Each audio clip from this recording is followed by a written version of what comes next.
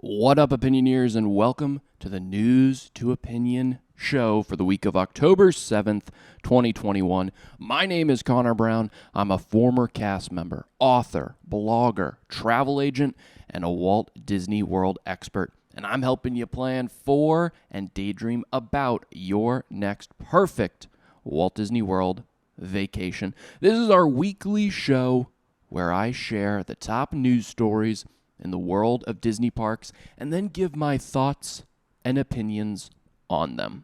If you are a new listener here, welcome to the show. Thanks for being here. Feel free to go back and check out all of our old podcast episodes where we cover a wide variety of Disney-related topics, and you can subscribe to the show in Apple Podcasts or on Spotify.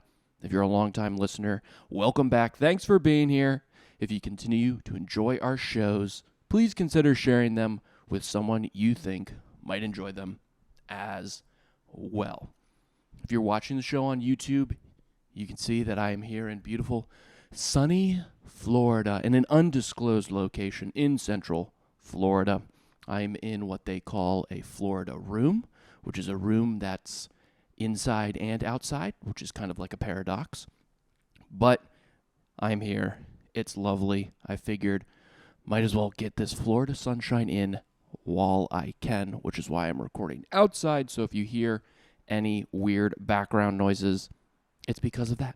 It is because of that. But if you are watching on YouTube, thanks for watching. Be sure to hit the like button on the video, subscribe to the channel, hit the bell icon so that you can be notified every time I post a new video. And if you ever do want to check out the video version of the show, head over to youtube.com/Wdw Opinion to check it out and to see all the other videos we post there. We've got a ton of fun and really great news to talk about today. But one big newsworthy event that recently occurred this past week was the 50th anniversary of Walt Disney World. I was lucky enough to be there. I got to be in Magic Kingdom on October 1st, and I got to take part in the celebration, which was awesome. It was really, really, really great. I loved it. I had an awesome, awesome time. This week's Wdw Opinion Podcast, which is our other show, on that show this week, I actually recapped my day in the Magic Kingdom. So if you want to know more about what the day was like, what the celebration was like, what the atmosphere was like in the Magic Kingdom on October 1st, be sure to check out that episode. You can get to it by scrolling down in this podcast feed or by going to youtube.com/WDW Opinion to check it out. And remember, if you have any opinions you would like to share around the news stories I am discussing today, call the WDW Opinion hotline and leave a voicemail, and I'll play it on next week's show. Call the hotline at 407-900-6028. Leave a voicemail with your name and where you're calling from and with your opinions on any of these news stories, and I'll play it next week. Call that voicemail again at 407-900-6028, and you can leave a voicemail. All right, a lot of news stories to talk about today, so let's get into it. Our first news story of the week is that more live entertainment, Disney character experiences, and the Indiana Jones Epic Stunt Spectacular will be returning to the Walt Disney World Resort this fall. This is coming directly from the Disney Parks blog. Some of our atmosphere entertainment resumed on October 1st with the start of the Walt Disney World 50th anniversary celebration. Early birds at the Magic Kingdom are now starting their day with the Let the Magic Begin on the Cinderella Castle foreground stage, and we welcome back the ragtime piano player at Casey's Corner on Main Street, USA. Over at Epcot, World Showcase travelers are dancing to the Canadian rhythms of Alberta Bound, laughing at the antics of Sergio in Italy, and experiencing the majestic percussion of the taiko drummers of, here we go, Matsuriza in Japan. Close enough. Next week, at Disney's Animal Kingdom theme park, guests visiting Asia can once again enjoy the music of... I really got to start proofreading these things before I I read them out loud on air as we're recording. Enjoy the music of Shakranandi and Kora Tinga Tinga returns to the streets of Harambe in Africa. You can look for the Tam Tam drummers. See, that's nice. Tam Tam, that's easy. I can say that very simply. Tam Tam drummers are coming back to Africa in early November. Performers will also soon be captivating guests strolling along the waterfront at Disney's Boardwalk Resort and the inimitable Yeehaw Bob. See, that word was tough for me, and that word was in English. Imitable. Okay. Yeehaw Bob is coming back October 14th. River Roost Lounge, Disney's Port Orleans Resort, Riverside. Over the past year, beloved Disney characters have been popping up in cavalcades, motorcades, flotillas, and surprising sightings, much to the delight of our guests. And the Disney Parks blog is pleased to tell you many of those experiences will be continuing. Although the environment is not right just yet for hugs and autographs, you'll soon be able to have individualized time with some of your favorite characters, getting to visit with them in a themed location and snap a photo or two. Look for the Disney princesses to return to Princess Fairy Tale Hall in Magic Kingdom Park. At Disney's Hollywood Studios, you'll soon find Minnie Mouse at Red Carpet Dreams and the stars of Disney Junior in Animation Courtyard. When you stop in to see Mickey Mouse backstage at Town Square Theater on Main Street, USA, he'll be sporting his all-new iridescent look designed just for the Walt Disney World 50th celebration. Each of these locations is planned to start welcoming guests in November. November 7th also marks the return of Disney Movie Magic, the cinematic nighttime experience at Disney's Hollywood Studios, celebrating Disney's live-action film legacy. And when the projection show resumes, it will feature a new sequence from Disney's epic adventure, Mulan. Be sure to mark your calendars for December 19th, when the cast and crew of Indiana Jones' epic stunt spectacular bring back all the comedy and thrills of that action-packed show. More announcements about other entertainment additions will be coming very soon. So that's the news about that. Now let's get into the opinion of it. It's quite wild to think about how even though the parks closed like 18 months ago, back in March of 2020, we're still waiting on things to reemerge. But that's life now, right? That's life now. Even though the parks start to feel more and more like they used to be, they'll never truly be what they used to be. So much has changed, for sure. But we're still waiting on certain elements to reopen up, which I find very, very interesting. All of these announcements are super important. Let's start with the addition of the entertainment throughout the parks, the entertainment that I like to call you stumble upon, this kind of entertainment. The Casey's Corner piano player, Alberta-bound band in Epcot, Sergio in Italy, drummers in Japan, and the drummers, musicians, and artists returning to the Animal Kingdom. They are all great because it's additional items people can focus on, meaning these entertainers draw people in and can occupy their time in between big destinations.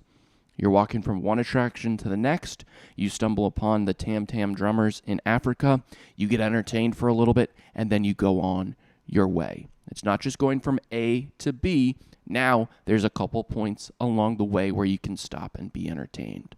For me, these items are important because it continues to bring life back to the parks. When the parks initially reopened, I was lucky enough to be there kind of towards the very early beginning of the parks reopening, and it was great. But at the same time, it was a little eerie. Very few people were walking around, no entertainment at all except for the cavalcades. But over the ensuing months, small things have been coming back. These items are very important for drawing people in and giving the parks life again. There's just something so cool about walking down Main Street, USA, and hearing the piano music get louder and louder as you approach Casey's corner. The same goes for all the musical performers and all the entertainers in Epcot and Animal Kingdom. The more entertainment, the more full of life and alive the parks become. And that's what separates Disney parks from any other parks out there. They're full of life. They're full of ambiance. It's almost like you're stumbling into a place where, yes, this entertainment happens every day, but it feels so natural. Like it's a town, like it's a community. And with these new entertainment offerings, or I should say the older entertainment offerings coming back, it's great. Plus, it's also great to get more cast members back to work, bring them back in, start paying them more. Awesome. Very, very, very cool. Then we have the characters. Now, admittedly, I am not a big character guy. I should say I'm not a big character meet and greet kind of guy. I don't know what it is. I just always found the exchange a little awkward. I don't really know what to say. I don't know what to do with my hands. What do we do? What do we do? I don't know. Characters seem to handle it pretty well, but I understand the importance of it, obviously, and I've liked the distant character encounters. You see them on top of a building or on a balcony. That's how they've been bringing back the characters in the recent months. You snap a quick pic, a quick selfie, you go about your merry way. I've liked that, and I think they're going to stick around with those for a while. But I also know the importance of character meet and greets. And I know how important it is to the Disney parks in particular. Walt said his park was going to be different because he has the Disney characters. And the Disney characters were very much going to be in the parks. They were going to be a central component of the parks, and that was going to be what was different, what separated them from the other amusement parks that were popping up at the time. And Michael Eisner, when he was CEO, he even said the same sort of thing. When he first took over, he walked through Epcot and said, "Where are all the characters?" The Imagineers, the people leading Epcot, they're like, "Well, the characters, we don't really have them in Epcot. It doesn't make sense for Epcot." And he says, "Are you crazy?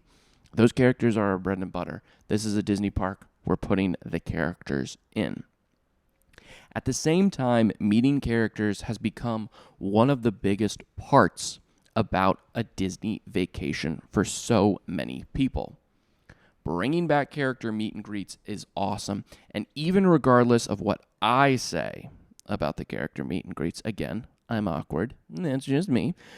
I personally couldn't imagine bringing someone to the parks for the first time and not having them do a character meet and greet. I couldn't imagine not introducing them to Mickey Mouse, right? That's a total rite of passage for sure. Even though it will be interesting to see how these are set up, because I think that that's going to be different. How are people going to enter these buildings? How are they going to interact with the characters? Is it going to be walled off? How close are you going to be able to get to them? You're going to have to wear your mask indoors. You can't hug them. You can't high-five the characters. All of that is going to be very interesting to see how it works from the get-go. And, of course, I love that the Indiana Jones Epic Stunt Spectacular is returning as well. That's going to be awesome to see. I think that's a fantastic show. But with all of this, with the characters, with the entertainment, and with the Indiana Jones Epic Spectacular, there's another important thing that all of these things provide. These attractions, in particular, Indiana Jones and the character meet and greets, these contain and can occupy large amounts of people, especially Indiana Jones. I mean, that's hundreds of people that can be entertained for a long time and multiple times throughout the day. As you open more things like this, it spreads people throughout the entirety of the parks. With people spread out, it drops wait times down around the parks as well. With more things open, that gives people more options. They're not all just going to the 2 attractions are open. Now, if there's 5 attractions, the same amount of people get to spread out. But it also means more people can come into the park, and there's more things for people to do. More attractions, more offerings, very, very important. Is my iPad? Yep, there's my iPad in the screen. At the same time, we know that the character meet and greets and Indiana Jones, those are going to be impacted by Disney Genie Plus. Just like these items had FastPass Plus reservations you could make for them, these will definitely have a lightning lane. Indiana Jones character meet and greets, they're going to have a lightning lane. And if Disney is going to start selling Genie Plus, they need to make sure that there are enough offerings when you open that app, when you open the My Disney Experience app and you open the Disney Genie Plus component. Disney needs to make sure that there are enough offerings when you open that up to see enough reservations that people need to feel they are getting their money's worth. If someone buys Disney Genie Plus for $15 a day, they open Genie Plus, and they only see reservations for 2 random attractions hours from now, that's going to be a problem. They're not going to feel like they're getting their money's worth.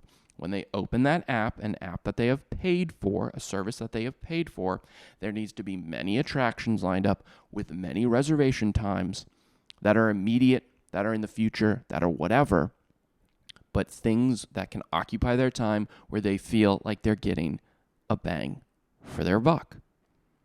Character meet and greets mean having more options for people to experience, but it also means having more options for Lightning Lane reservations for those who purchase Genie Plus. So there's a lot of ways Disney can benefit from these openings as well. And then I'll also say this. Having Disney Movie Magic, the nighttime show, the projection show on the Chinese theater, having that come back is great. It enables people to stay longer at Hollywood Studios with the Beacon of Magic and Tower of Terror. That's going to allow people to stay longer as well. And I think that park at night is very cool to explore, especially Black Spire Outpost, Batuu, Star Wars Galaxy's Edge. I think Toy Story Land lit up at night is really cool. I love the Christmas lights in there that are always up. So it's a great park to explore at night. But with this show, with this Chinese theater projection show, that's going to entice people to actually stay around at night, which is great. It's going to be interesting to see how this works now that Mickey and Minnie's Runaway Railway is open. Because in March of 2020, that's when Runaway Railway initially opened. So it was only open for a few days in March before the parks closed. So they were able to do Disney Movie Magic a couple of times. I believe they were able to do it a couple times when Runaway Railway was open. But now Runaway Railway is open, and that line almost always goes out beyond the inside of the Chinese theater. The queue almost always extends outside, and there's double backs and switchbacks and all that stuff. So with people standing there, and they'll stand there as long as that attraction is open, is that going to affect the projection on the Chinese theater? I don't know. We'll see. They might start backdooring them into the side entrance or bringing them around, but we'll see. It's going to be very, very interesting how that occurs. Having entertainers on the boardwalk, because those people are coming back, the magicians and the jugglers and the performers, that's going to bring more life to the boardwalk as well. And out of all the places in Walt Disney World, the boardwalk, I think, has suffered the most because of COVID closures. It was quite depressing in the beginning stages with COVID. None of the stands were open. No people were entertaining. Those resorts weren't necessarily open except for the DVC components. So now that everything's open, the restaurants are open, but more importantly, now that the entertainers are coming back, life is coming back, and especially at nighttime. That's going to be great. And bringing Yeehaw Bob back to Port Orleans Riverside. That, in addition to the entertainers at the boardwalk, it gives people something to do at night after they leave the parks.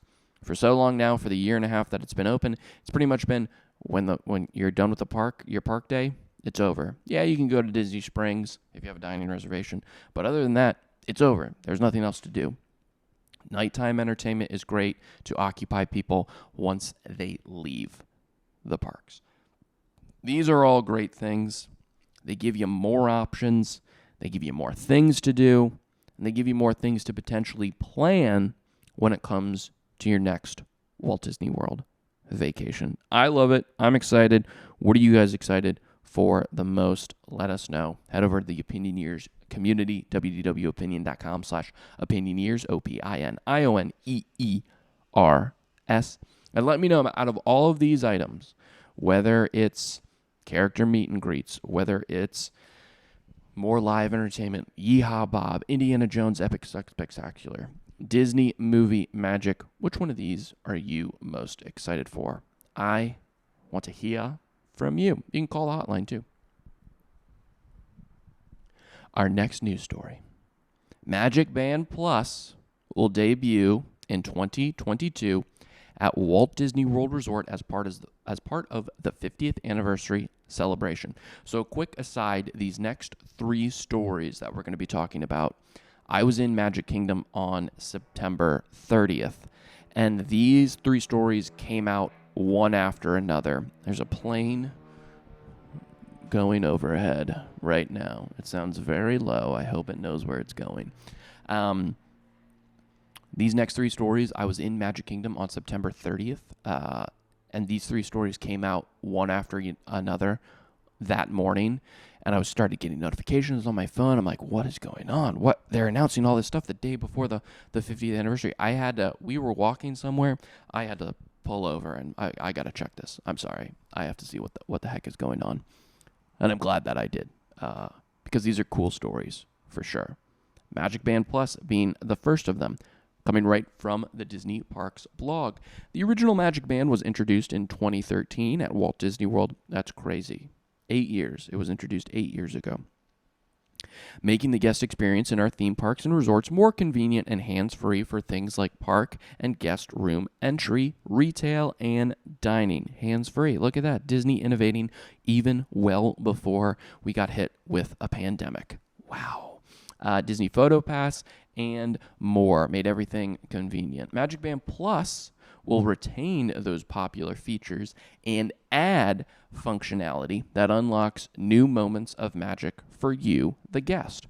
After you enter a theme park, MagicBand Plus will come alive at various times with color-changing light, haptic vibrations, that's, when you get a little text message or whatever, gesture recognition, that's very interesting. The wearable will allow you to engage with favorite Disney moments in new ways, including play like a bounty hunter in a galaxy far, far away, and find virtual bounties throughout Blackspire Outpost in Star Wars: Galaxy's Edge at Disney's Hollywood Studios. You'll be able to interact with the Disney Fab 50 character collection, the golden sculptures spread throughout the Walt Disney World theme parks. You'll be able to experience nighttime spectaculars in a new way as you see your band light up and complement the magic in the skies, including the new Harmonious at Epcot and Disney Enchantment at Magic Kingdom Park. MagicBand Plus will be available for purchase beginning next year, including a discounted pre-arrival price for Disney Resort hotel guests, as well as new and renewing Walt Disney World annual pass holders. Current Magic Bands will continue to be available too, along with the complimentary Disney Magic mobile service that extends Magic Band features such as park entry to smart devices. And that's the news for that story. Now here's my opinion on the story. For this, I think we need to know a lot more about the tech, about what it can provide me before I get wedded to the idea of purchasing a MagicBand Plus. Also, when are we going to end with the plus? I know it was a Waltism. We are always plussing things up, but not everything needs to be a plus. Not everything needs to be introduced, and then a plus version needs to be introduced on top of that. Disney Plus, sure. Makes sense. MagicBand Plus, Genie Plus. It's getting to be a little lazy. What's next? Menu Plus. I don't know if I've ever said my thoughts and opinions on secret menus. I hate secret menus. I think if it's an item that you can make, put it on the menu. And if you're able to order it, it's not a secret. Okay? But maybe a Menu Plus. Maybe you get Menu Plus. You pay an extra fee, you get extra items at Walt Disney World. The Menu Plus items available, $19.95, coming in 2023. I don't want to put ideas in Disney's head, but enough with the plus. Enough with the plus. Let's come up with some more clever ideas. I know you got a good marketing department over there. I know you got a good branding department. Figure it out. Let's figure it out. I need to know more about the tech that the MagicBand Plus provides before I'm going to buy it. And we'll know. We'll get more information as it becomes available. We'll get more information before we're able to purchase that. But the price is also going to be significant. I was talking to some friends when this news dropped, and we were guessing how much we thought this MagicBand Plus was going to be. I think it's going to be like $45. If it's $45, great, but I honestly won't be surprised if it's anywhere from $100 to below that. That number in there. Now, if it's $5, it's not going to be $5 because a regular MagicBand costs that. If it's $20, I'll be like, oh, wow, I'm surprised by that. If it's $100, I'll be fine. If it's above $100, I'll be like, ooh, that's interesting. Because at the same time, I think if I can go out and buy a Fitbit for $100, less than $100, there are wearables out there that you can buy for less than $100. And that item can tell me how far I've walked. It can monitor my heartbeat. It can tell me when I get a call or text or email or calendar notification. If it can tell me all that, do all that for me, and that's the price that I'm buying it at, then the price for the MagicBand Plus needs to provide the same amount of worth as that. I'm not saying that MagicBand Plus will do any of that. I'm not saying it will be able to connect to your phone and let you know text messages, phone calls. I don't think so. I don't even think it's going to be a wearable replacement. I don't even know if it's going to be able to tell time. I assume the features of MagicBand Plus will really only be able to utilize it in the parks. I don't think this is something where you'll be able to wear it to the grocery store and it'll help you there. It's not going to be like it's a watch and it can do things in the parks. No, I think it'll only be able to do things in the parks. But if I wear it on my wrist, right, and I have to charge it, because I think you're going to have to charge it. I don't think it's going to be like a regular MagicBand where it has a battery that lasts 2.5 years or whatever. I think you're going to have to plug it in. You're going to have to charge it. If I wear it on my wrist, if I have to charge it, then I'll always be comparing it to a Fitbit or an Apple Watch or any wearable, so it has to provide me with a similar value. If I'm going to be paying a high premium for it, I'm going to be comparing it to those other wearables, and it has to give me a good value. I think since you will have to charge it, is that going to impact people's decisions to purchase them? If you have to go in the park every day with it, and you want to go to the park every day with it to experience its offerings and things like that, and you forget to charge it, well, then it becomes useless. It becomes useless. That's another thing you're going to have to prepare for. The big kicker will be how much does it provide? How much does it enhance your current trip? But then at the same time, does it prevent you from experiencing anything big if you don't have one? Is it going to provide a sense of FOMO, fear of missing out? I don't know. I'll be very interested to see how important this might be for something like the Galactic Starcruiser, the new Star Wars hotel. Maybe, since you're paying so much for that trip, so much for a stay on the Galactic Starcruiser, maybe you just get a MagicBand Plus included. You get it included at the Galactic Starcruiser, but you don't get it included at any other hotel. I don't know. I'm just thinking out loud here. For me, it really needs to provide a lot. Because once the complimentary Magic Bands got taken away, I really just stopped using the Magic Bands altogether. Those got taken away, the complimentary ones. Now, I still have 100 of them that I can use whenever I want. When that got taken away and mobile magic got introduced and enhanced, what I do now is I'm able to have my annual pass in my Apple Wallet, which means all I have to do is touch my iPhone to the turnstiles when I get to the park, and I can get in. I always have my phone with me. I always have my wallet with me, which has my actual physical annual pass in it. So I'm fine with that. And even when I stay at the resort, I can use the key in the My Disney Experience app to unlock the door. Now, I don't trust that fully. I'm not 100% on it. I've encountered some issues, and I've encountered some issues more when it comes to my phone connecting to the Wi-Fi, connecting to data. So it's not something that I fully feel like I can always rely on. I will say, the last 2 times that I have stayed in a Disney hotel, I've just forgotten a Magic Band completely. That's how not top of mind the Magic Bands are. Before, when I was going to the parks, it was priority number 1. You know, what priority number 2? Are you wearing clothes? Good. Is your Magic Band on? Great. Now you can go to the parks. Now, I don't think about it at all. The last 2 times I stayed in the hotel, like I said, I forgot the Magic Band, and I was fine. I figured it out. It was the room key on the app that worked for me. It was my annual pass, either the regular physical annual pass, touching it, or on my phone, whatever.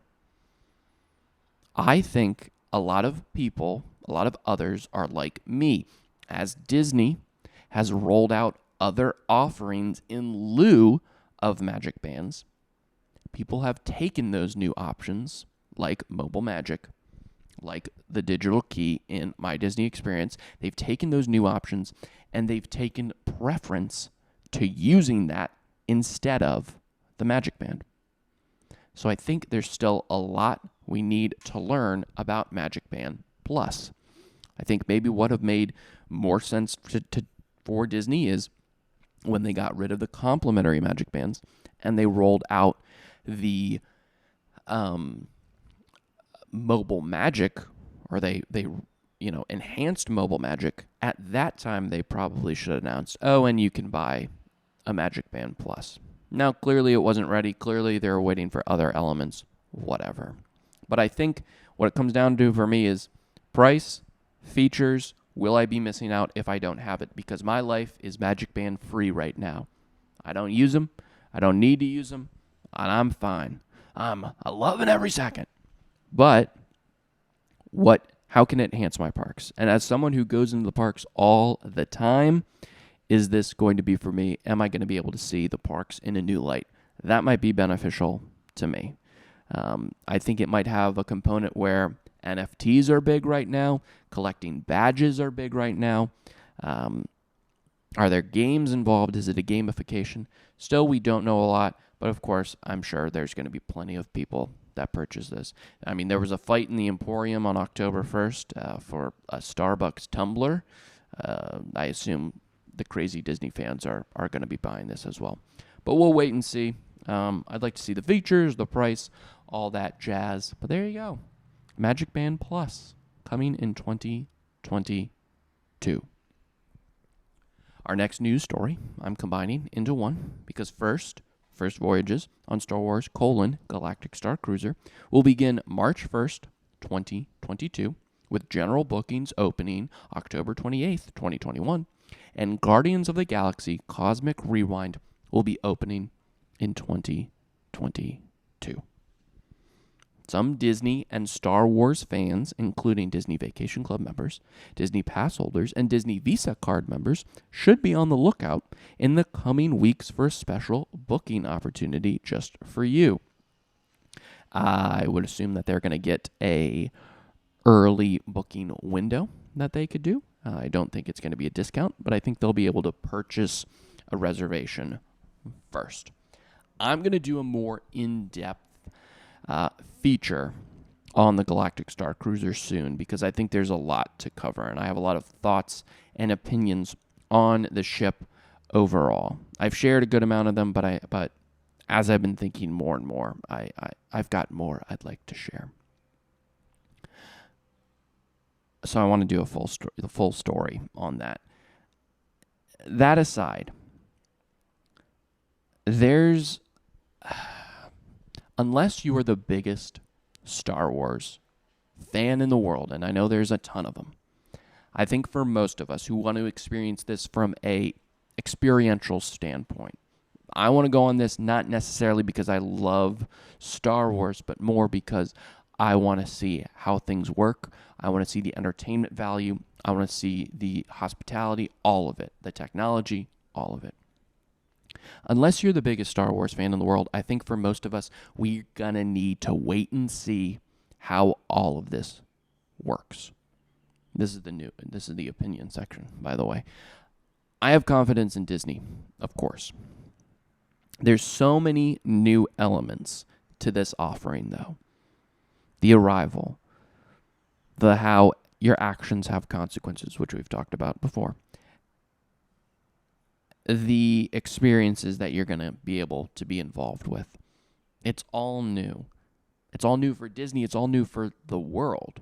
There's never really been this thing created before. For the price tag that's attached to it, I think we need to just see how worth it truly is. And we don't have to just wait for the first voyage, how that goes. No, I'm saying we got to wait for the first few months that this thing occurs, how it evolves, what changes. Because Disney is big on announcing something. They're announcing this is how it's going to work. This is how things are going to be. And then when it opens, it's a little different. And then as it continues to perform, things get taken away. Things start to get tweaked. Things don't work. They get put out. They get stopped. Things change until we are left with what it actually becomes. Imagineers, they're the guys, they're the people who have big, bold ideas. Those ideas are so great that that's what the marketing team gravitates towards. And that's what the marketing team uses to sell the experience. Those big, bold ideas, those concept artists, those artist renderings. Marketing takes that to sell the experience.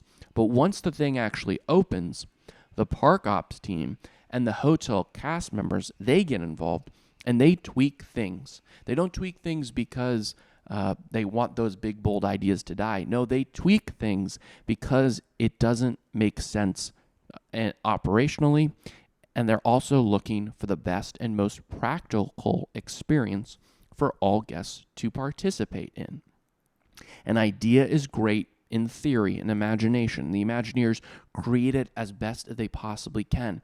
But then in actuality, how people interact with an item might not always go according to plan. And because of that, parks ops and hotel cast members, they have to tweak things so that everyone has a great experience across the board. Because these things change, I want to wait and see how it all works. Because remember, when Galaxy's Edge was supposed to open, it was going to be a much more like the Galactic Cruiser. It was going to be your story defines your destiny. The actions you make will have consequences. It'll follow you around the land. That didn't work. It didn't work for a number of reasons. There were too many people there. The technology wasn't right. I think what the Imagineers are trying to do, they're trying to take that concept and they're trying to put it in the Star Wars Galactic Cruiser. And that's where it's going to become.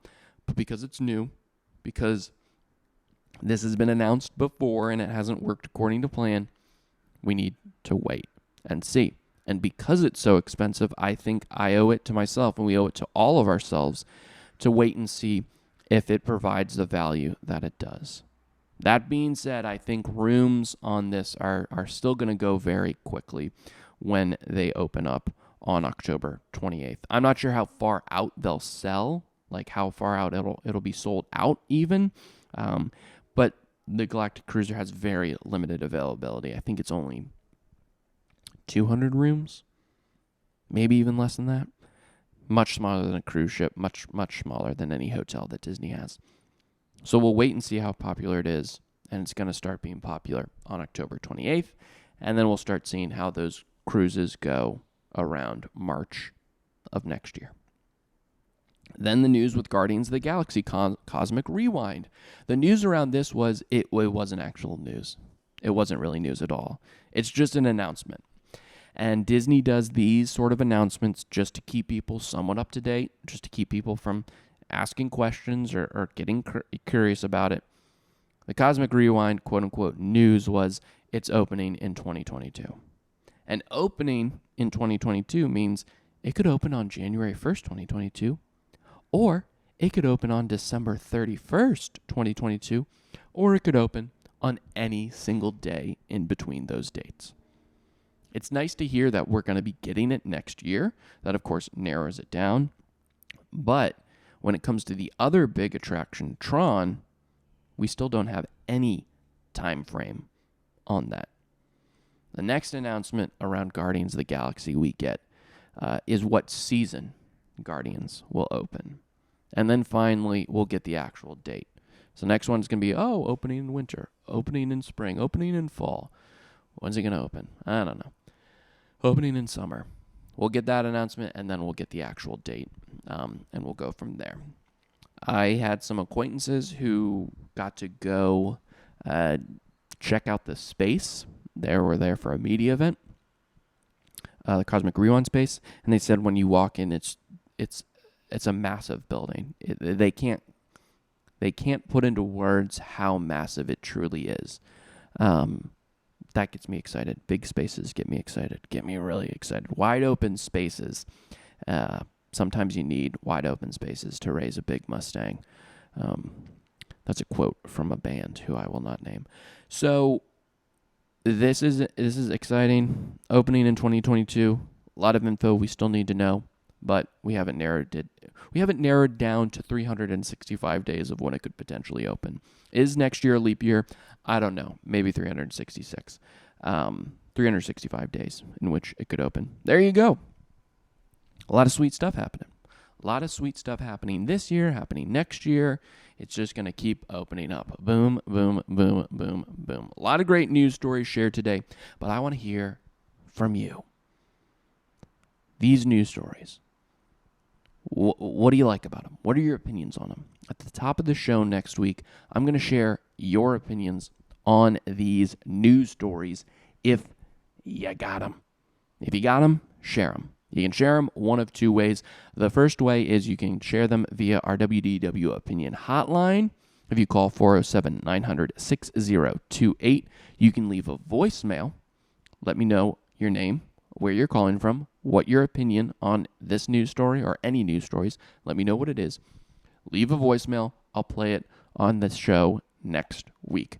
Again, call 407-900-6028, 407-900-6028 to leave a voicemail, and we'll play it on the show.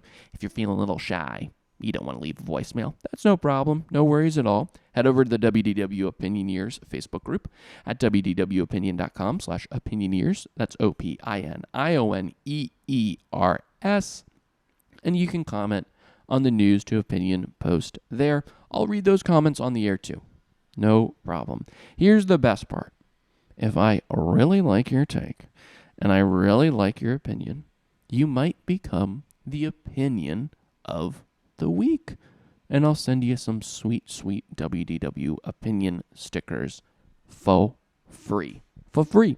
So you got an opinion, share them in the Opinioneers Facebook group or by calling 407-900-6028.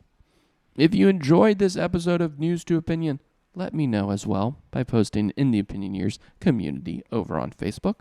And if you enjoyed today's episode and you're on YouTube, be sure to hit the like button, leave a comment, let me know you enjoyed it, and subscribe to the channel. You can leave your opinion on this news in the comments section as well. For For those peeps listening on Apple, please be sure to subscribe and rate and review the show on there. I'll be sure to read future reviews on the show as well. If you listen on Spotify, please click the follow button on the show page, as that will help us out as well. That's going to do it for this week's News to Opinion. We'll see you next week with more news stories, more opinions to discuss. Have a great rest of your week. I've been Connor Brown, and until next time, keep LTD living the dream, and I'll see ya real soon.